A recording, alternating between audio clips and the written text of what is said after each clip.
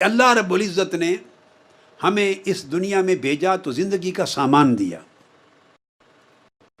ہمیں نفس دیا، ہمیں قلب دل دیا، ہمیں روح دی، ہمیں عقل دی، سامان دیا جس کے ساتھ ہماری زندگی چلتی۔ کچھ چیزیں نفس کے ذریعے ہوتی ہیں، کچھ چیزیں قلب کے ذریعے، کچھ روح کے ذریعے، عقل کے ذریعے۔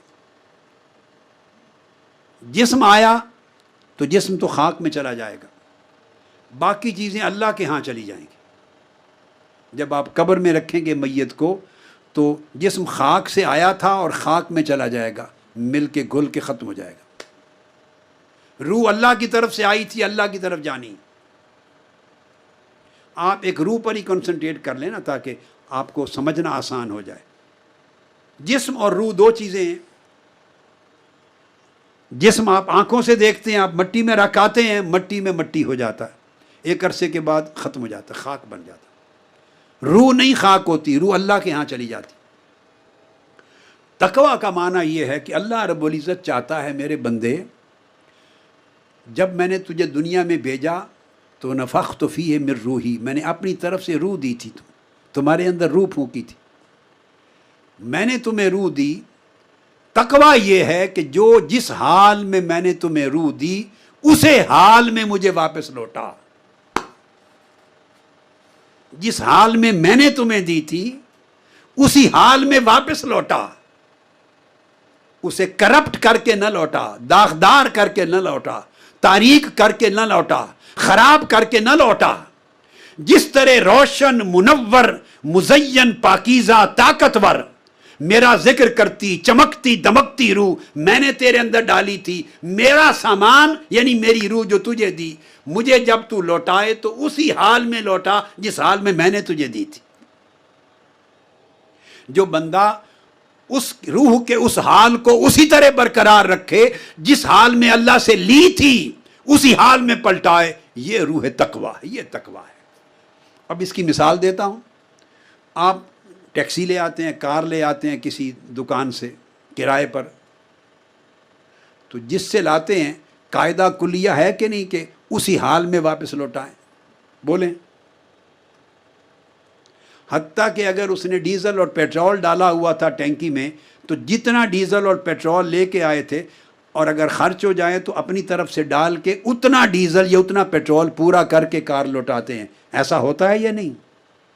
ورنہ مالک کہتا ہے اگر کار کو آپ توڑ دیں، نقصان کر دیں، کہیں ڈینٹ لگا دیں تو آپ کو پے کرنا پڑ جاتا ہے۔ وہ پے کرنے کو عذاب کہتے ہیں، وہ سزا ہے۔ مالک سے جو چیز آپ استعمال کے لیے لاتے ہیں قاعدہ ہے کہ وہ چیز واپس اسی حالت میں لوٹاتے ہیں۔ اگر خراب ہو گئی تو اس پر سزا ہوتی، جرمانہ ہوتا ہے۔ اس طرح بندے، اللہ نے آپ کو عقل دی پاکیزہ جوہر کے طور پر، اور اگر وہ کرپٹ کر دی، آپ نے خواہش کر دی، منفی کر دی، اس کو مکار بنا دیا، عیار بنا دیا، اس کو بے ایمان بنا دیا، کرپٹ کر دیا، اللہ قبول نہیں کرے گا۔ فرمایا میں نے یہ عقل تو نہیں دی تھی، مجھے اس حال میں پاکیزہ عقل لوٹا، جس حال میں پاکیزہ روح دی تھی اسی حال میں لوٹا، جس حال میں نفس دیا تھا اسی حال میں لوٹا، جیسا دل دیا تھا اسی طرح روشن دل واپس لوٹا۔ لہٰذا جس بندے کو یہ فکر رہے کہ مجھے اللہ نے یہ امانتیں دی ہیں، میں تو کرایہ دار ہوں، میں تو استعمال کر رہا ہوں، اللہ نے استعمال کے لیے دی ہیں، مالک نہیں بنایا۔ اگر ہم مالک ہوتے تو جیسے چاہتے مس یوز کرتے، کوئی پوچھنے والا نہیں تھا، مگر ہم تو کسی شے کے مالک ہی نہیں ہیں۔ ہمیں تو امانت دی ہے استعمال کرنے کے لیے، مالک تو مولا ہے، جس نے دیا اسی کو جانا۔ یہ معنی ہے اس جملہ قرآنی کا انا للہ و انا الیہ راجعون، اس کا یہ معنی ہے۔ ہم اس جملے کو استعمال کرتے ہیں صرف موت پر، صرف موت پر، کہ ہم اللہ کی طرف سے آئے، اللہ کے لیے تھے اور اللہ ہی کی طرف پلٹ کے جانا ہے۔